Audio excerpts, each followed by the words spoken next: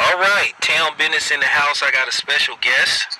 I have a artist and an actress, and she is from the Bay. Keldamuzik joins the show. How you doing, Queen? Hey, what's up? How you doing? Oh, I'm doing good. We had a bit of some technical difficulties, but you know how we do it in the Bay. We make it work. Yes. No, of course. I mean, that's what we do. All right, and thank you for reaching out to us, and thank you for coming on the show. Yeah, no, thanks for having me. You know what I mean? Like I always want to support people, and hopefully they support me. So it's all good. Okay, we got you. We got you. Okay, so tell us about yourself. Tell us where you from. Yeah, so I'm from the Bay Area. I'm actually from San Jose originally, and then once I got a little older, moved to Oakland. You know what I'm saying? Town business, and so I'm from the Bay Area, and my name is Keldamuzik, also known as Diva. You know what I mean? Whatever you feel like calling me at the moment. So yeah. Well, I got another name I can call you. You were drop dead gorgeous. You were a beautiful sister. Oh, thank you so much. Thank you. Y'all make sure at the end of this interview, she gonna link all her social media accounts. You can check her out. So, which do you prefer doing better, the music or the acting? I'm a music artist all day. It's just like when it comes to expanding into other areas of the entertainment industry, you're doing that just to continue to build followers for your music and to continue to draw attention to your platform. So, I do a lot of things outside of music. I've been, producing films. I've been starring in films. I'm about to launch a new podcast. I've been podcasting a couple shows. So, at this point, as independent artists, we have to continue to build our brand and keep it out there by doing other things to get people to listen to your music. So, yeah. So you do everything hands-on? Yep. So you write and you produce it and you put it out?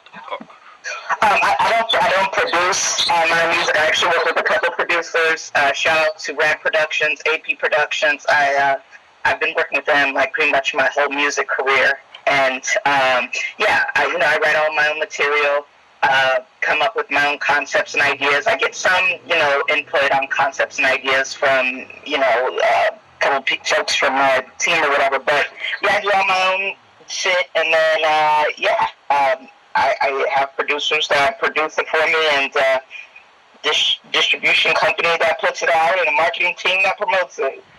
Okay, so how did you get started in the music business, which led you to start, doing other ventures? Yeah, so I've been in this business since I was 5 years old. Like, my mom put me in acting classes, modeling classes. I was reading, for commercials like Kellogg's, Cheerios, all the cereal brands, and anything related to kids, tennis shoes and stuff like that. And then as I got older, I was just like, I want to do music. I want to perform. And I've always been a performer, you know what I mean? Like, at schools and stuff, I would always perform. Talent shows, I would always participate. But it was crazy, like, it was when I moved to Oakland is when Keldamuzik was born. That's when I started working with Squad Music Group, who was based in Oakland, and they helped me put out my first album. One of my singles featured Sam Quinn on it. Shout out to Sam Quinn.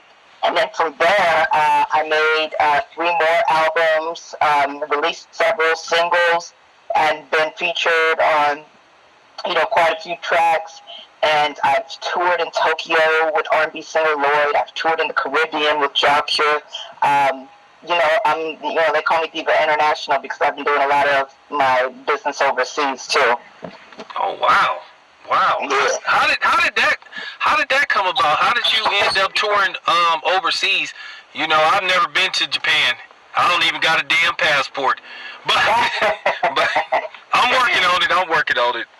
Yeah. No, like, everything's just all about networking and having the right people in your corner. You know what I mean? And I've been blessed to have that, people who actually have connections in this industry and that, move mountains, and they don't just sit there and tell stories. And, when I got the call saying, hey, you're going to be booked in Japan and open up for Lloyd Amos is great. Like, obviously this was a while ago, but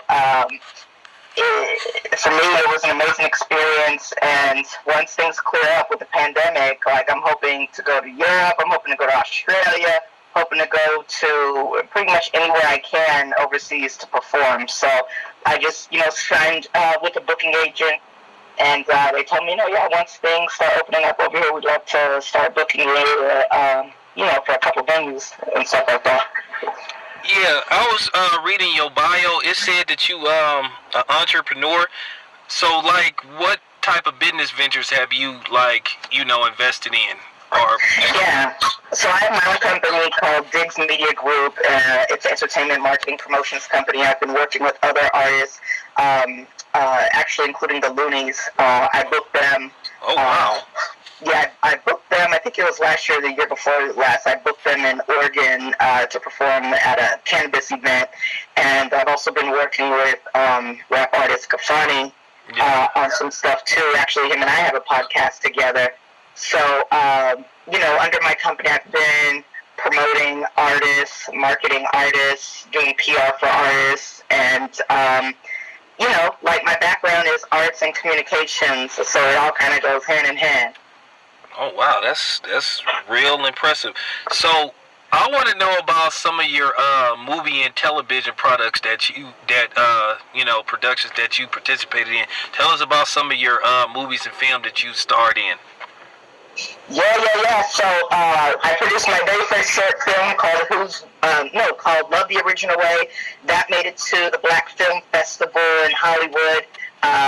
That was an amazing experience, networking with other filmmakers, and me not actually being a real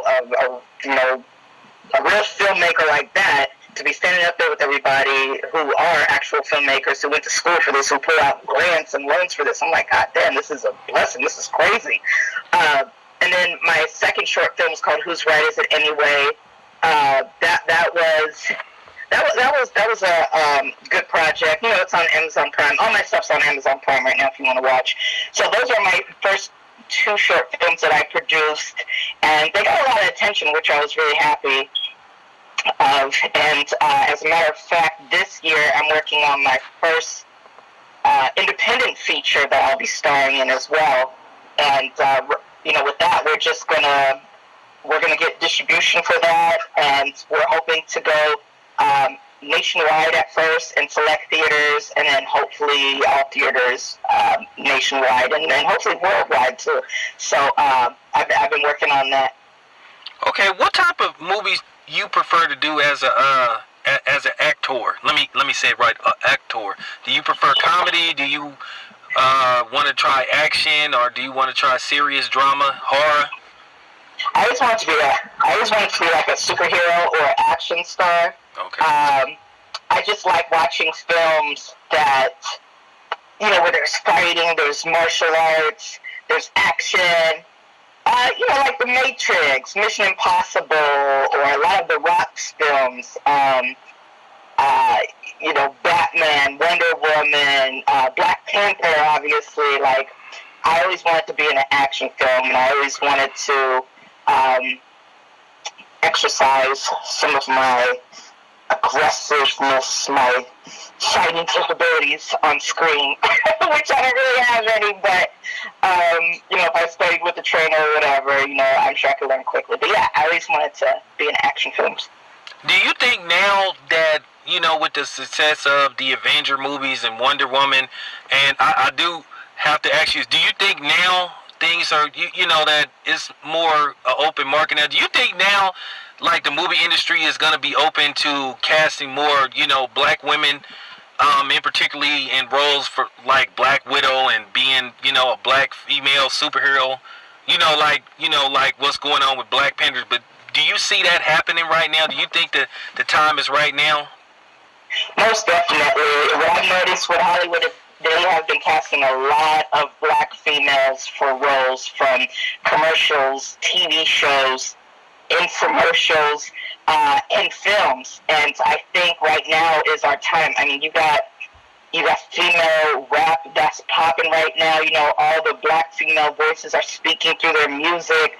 And then, yeah, you got a lot of black female actors that are playing large roles and playing prominent roles. You know, I could definitely see a black superhero. I mean, as a matter of fact, with Black Panther, I think they're letting the co-star of Chadwick Boseman. You mean Sorry? I think. Yeah, they're letting her, I think, star in Black Panther Part 2. Because what's his name? T'Challa? Is it T'Challa? Yeah, well, yeah, you know, Chadwick Boseman isn't with us anymore, so what they're saying is they're going to let her take over, but they did say that Killmonger is probably going to be coming back for this sequel because, you know, Chadwick Boseman's passing kind of caught a lot of people off guard, so they really did have to scramble, but, you know, now, as you said, as things opening up, they're going to get this stuff underway and stuff. So yeah, I'm looking forward to seeing how this is gonna pan out. Yeah, me too. Did they have to rearrange like the story a little bit, or they had to rearrange it? They had to rearrange it a lot. Oh wow, that's crazy. So yeah, I'm definitely gonna watch it if Suri becomes, you know, the next superhero. That'll be exciting to watch. And I think that'll also encourage a lot of, you know, young black females to continue to stay strong, independent, and be mindful of your surroundings and whatnot. So, that's very strong, powerful role that she'll be playing. So hopefully, you know, it could influence the black community as well. Yeah, because I believe in that strongly because I do believe the time is now because I think black entrepreneurship is really important. I really feel that we need to start investing in each other, black men and black women. I don't know if you know, they tell us that it's $1 trillion in our community, and I'm thinking to myself, if we got $1 trillion, then where is it going? Yeah. Where is it? So I'm like, if we got $1 trillion to spend with everybody else, we need to spend it within each other. That's right. And it's crazy. I'm like, that's why, in general, you know, black people need reparations. And I think if we had reparations, a lot of the things that are going on right now in the black community wouldn't happen. But yeah, if we got $1 trillion somewhere, shoot, that needs to be released to us ASAP. I mean, we got to take care of our future. We got to take care of our elderly people. You know what I mean? Like, we need the money. Well, let me ask you something. And speaking of money, I know this past year has just been terrible. Just everybody's been affected one way or another. You know, how are you affected by the pandemic? Well, I definitely can't do live shows, you know, for a minute. I've been doing virtual shows at a studio, and then obviously I've been podcasting. The pandemic has hit hard for a lot of artists that are used to, you know, making appearances at clubs and going on tour and, you know, doing signings and everything like that, or, you know, from being on set. You know, it's costing people a lot of money now to make sure that all the cast and crew has had a COVID testing. It has affected the entertainment industry overall big time, and I bet, you know, the entertainment industry is losing a lot of money, and especially since everything's digital too. You know, everyone's putting out content, everyone's putting out music, everyone's putting out skits and short films and whatever it is. And so that's kind of like the last thing that we could think of to do in order to continue to monetize and keep our brand alive and out there. But yeah, it's definitely affected me. And like I said, I had just signed with the booking agency in December 2019, and we were ready to go in Europe. And then COVID hit, and the booking agency I was working with, he caught COVID. And I was like, oh my God. And this was when it first came out, and people were like, oh my God, everybody is dying. So, yeah. Well, that's the way the media made it seem like we was gonna be walking down the street and we was just gonna see a pile of dead fucking bodies. So I was yeah. And then they were saying the funeral homes were overpopulated with so many dead bodies that they had to stack people on top of each other and rush the funeral services. I'm like, oh my God, that is just wow. Yeah. That's just crazy.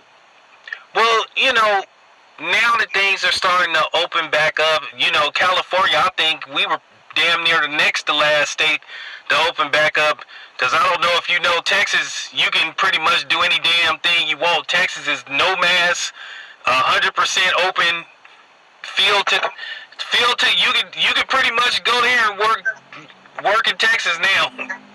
Wow. And then I heard Atlanta never closed down. I heard they continue to stay lit. Clubs open, bars, restaurants. Atlanta never really shut down. When they said they can open, they've been open. The All-Star game looked like a regular event. And, you know, tell people, for those who don't know, how bad it was, you know, in California, if you was in California when they pretty much shut everything down.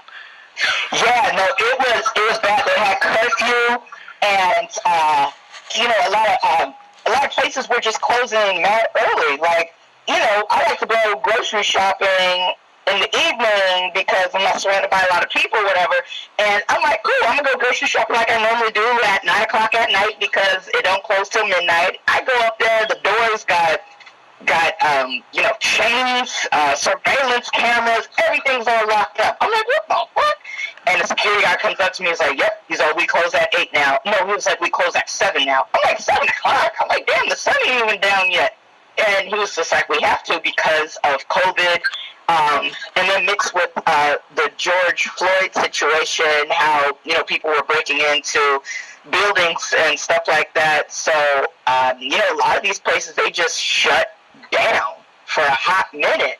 And it was scary going outside because it's just, you know, it was at the time where there was no toilet paper, no water, no paper towels, no Lysol, no germ, no rubbing alcohol. Yeah, rubbing alcohol. Yeah, none of that. You know, you go to the store, walk in there, and the shelf is just clear. And then you got the cashiers and the managers, you know, talking over the intercom thing, saying, "Hey, you guys, only take one package of toilet paper, one water, one paper towel roll. That's it." He's like, "We have to save enough for the rest of the community." I'm like, wow, shit is getting real. Shit is getting really real. And with them closing early and stuff, and then the mall over here was closed down. I'm like, oh my God, I can't even shop. I gotta keep shopping online, and I couldn't go get my hair done, my nails done, my eyelashes. I couldn't get my facials done. It was bad. It was bad. Yeah, I'm glad to see that they finally loosen up because, you know, for those who don't know, people was ready to really do something to our governor, Gavin Newsom, because we felt the shit just, we got to the point enough is enough. Yeah. Let us live. So, yeah. So, you know, now that California is opening back up, because now they're starting to have events now. They're going to start allowing the Warriors and the A's and the Giants to have, you know, live crowds. Are you going to try to do any shows in the Bay Area? You know, now that they finally let us off probation or whatever, house arrest. Yeah, I'm supposed to be doing a show next Friday, April 9th, for my boy Mac Ream at Soundwave Studios. So, I mean, that's where I've been going anyway, doing all of my virtual shows and even doing events with my other boy, Mace the Tableist. We've been doing ladies' night events, and I've been hosting, performing, and, you know, trying to get all the girls to come out and showcase their talent. But yeah, I'm definitely going to start doing more shows now that everything's open. But it's funny. As far as doing like shows in the Bay, a lot of venues have lost their entertainment license, or these venues have, you know, re, you know, they've been rebuilt and they're owned by another manager now, and it's turned into like a cafe, smoke shop, and they're catering it to all the gentrifiers that moved to the Bay. So it's like the same venues that were popping back in like during the hyphy movement and shit. Those same venues aren't open anymore, and the venues that are open are only restaurant and bar. There's no live entertainment, no DJ, no stage, no microphone, speaker equipment, none of that. So it's really now, as far as performing, it's really when there's major events hosted and they're either outside or they're in a faraway area. But it's actually pretty hard to do shows in the Bay nowadays because not because of only COVID, but things have changed now. We have a lot of different people living here in the Bay now, and a lot of places that have closed down and that have turned into another type of business. So it's not the same anymore. If anything, I'm looking to do more shows overseas because they have a lot of entertainment venues, obviously, like in Tokyo, and even parts of Europe. They have a lot of venues where it's just made for artists to tour. You know what I mean? And then there's other places too in Cali. Obviously, San Diego's a college town. They always got venues, where there's performances and stuff like that. And LA too.